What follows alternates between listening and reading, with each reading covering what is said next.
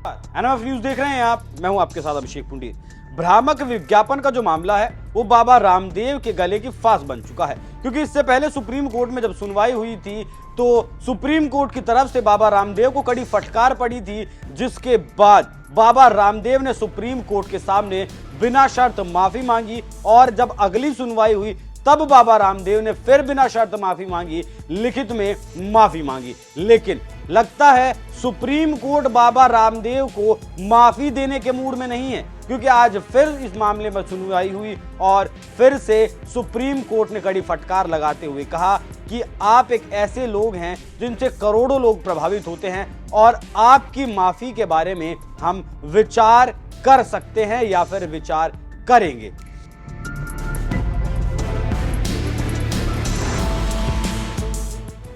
Justice हिमा कोहली और justice A Amanatullah की bench ने कहा कि आपसे सार्वजनिक तौर पर माफी की मांग की गई थी, उसका क्या कुछ हुआ। तो इस पर जो बाबा रामदेव के वकील हैं मुकुल रोहतगी, उन्होंने अपना पक्ष रखा और कहा खुद को बचाने के लिए और नेक नियति दिखाने के लिए कुछ वक्त की जरूरत है, जिसके बाद सुप्रीम कोर्ट ने उन्हें तकरीबन 1 हफ्ते का वक्त दे भी दिया और सुप्रीम कोर्ट ने कहा कि आपको कुछ बदलाव जरूर करने होंगे। जिन चीजों की आपने अवमानना की है वो चीजें आपको हर हाल में ठीक करनी होंगी।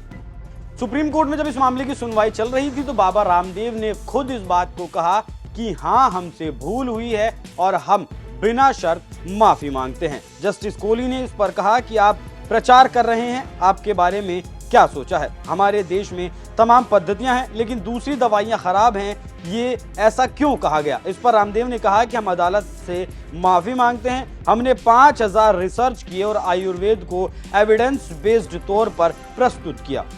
इस पर जस्टिस कोहली ने कहा कि लाइलाज बीमारी के इलाज का प्रचार आप नहीं कर सकते, कोई भी पद्धति में नहीं किया जा सकता, ये ख्याल रखा जाना चाहिए था। गैर जिम्मेदाराना हरकत थी। इस देश के लोगों को और कोर्ट को आपसे इसकी अपेक्षा नहीं है। इस पर रामदेव ने कहा कि आप सही कह रही हैं, ये मेरे लिए भी अशोभनीय है। बालकृष्ण ने इस पर कहा कि अनुसंधान हम करते हैं, प्रचार अज्ञानता में हो गया जो कानूनन नहीं करना चाहिए था। हालांकि बाबा रामदेव ने बार बार कहा कि जो चीजें हमने की हैं, जो विज्ञापन हमने, जो दवाइयां जो हमने बनाई हैं, उनके ऊपर बहुत भारी रिसर्च किया गया। तकरीबन 5000 रिसर्च कोर्ट के सामने पेश भी की जाएंगी जो बाबा रामदेव की तरफ से की गई थी। लेकिन बाबा रामदेव का वो बयान जिसमें इंडियन मेडिकल एसोसिएशन पर उन्होंने एक सख्त और तल्ख टिप्पणी की थी, कहा था कि लाइलाज बीमारी इसमें ठीक नहीं हो सकती। तो जो आईएमए का और आयुर्वेद का जो विवाद है वो लगातार गहराता जा रहा है और सुप्रीम कोर्ट भी अपनी निगाह नरम करने पर विचार नहीं कर रहा है इस मामले पर। और अगली सुनवाई जब होगी 23 अप्रैल को, तो उसमें भी उम्मीद कम ही नजर आती है कि बाबा रामदेव को इससे राहत मिल जाए। हालांकि आपको ये भी बता दूं कि जो भ्रामक विज्ञापन का मामला था उसमें जिन प्रोडक्ट्स का विज्ञापन किया गया था, कोर्ट की तरफ से उन पर 1 करोड़ रुपए पर प्रोडक्ट के हिसाब से जुर्माना लगा दिया गया है और सभी चीजें ठीक हैं। बाबा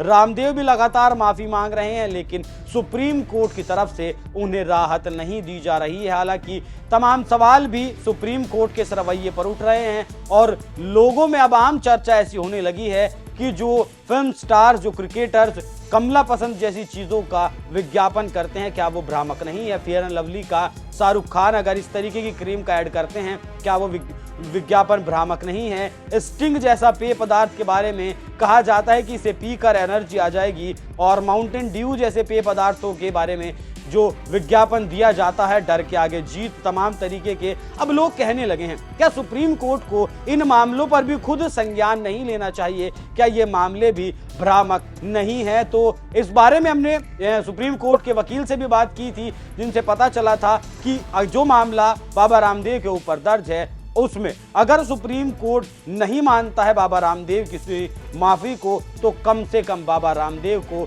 6 महीने की जेल भी हो सकती है और जुर्माने के साथ साथ हो सकती है। और हो सकता है कि जुर्माने के साथ बाबा रामदेव की माफी मांग ली जाए और बाबा रामदेव को बरी कर दिया जाए, छोड़ दिया जाए।